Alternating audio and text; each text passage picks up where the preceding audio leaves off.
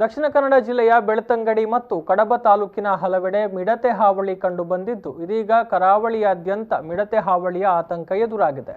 ಬೆಳ್ತಂಗಡಿ ತಾಲೂಕಿನ ಕರಂಬಾರು ಗ್ರಾಮ ಪಂಚಾಯತ್ ವ್ಯಾಪ್ತಿಯ ಪಾದೆ ಅನೀಶ್ ಎಂಬವರ ತೋಟದಲ್ಲಿ ನಿನ್ನೆ ಮಿಡತೆಗಳ ಗುಂಪು ಕಂಡುಬಂದಿದೆ. ಅನೀಶ್ ಅವರು ಸಂಜೆ ವೇಳೆ ತನ್ನ ರಬ್ಬರ್ ತೋಟದಲ್ಲಿ ಹೋಗಿ ನೋಡಿದಾಗ ಮಿಡತೆಗಳು ರಬ್ಬರ್ ಗಿಡಗಳ ಕೆಳಗೆ ಇರುವಂತಹ ಗಿಡ ಬಳ್ಳಿಗಳ ಸೊಪ್ಪುಗಳನ್ನು ತಿಂತಾ ಇದ್ವು. ಇದನ್ನ ಸೂಕ್ಷ್ಮವಾಗಿ ಗಮನಿಸಿದಾಗ ಮಿಡತೆಗಳ ಹಿಂಡೆ ಕಂಡುಬಂದಿದೆ.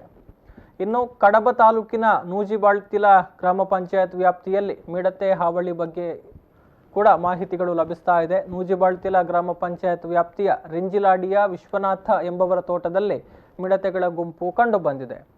ಗುಂಪು ಗುಂಪಾಗಿ ಆಗಮಿಸುವಂತಹ ಮಿಡತೆಗಳು ಮರದ ಎಲೆಗಳನ್ನು ತಿಂತಾ ಇದೆ.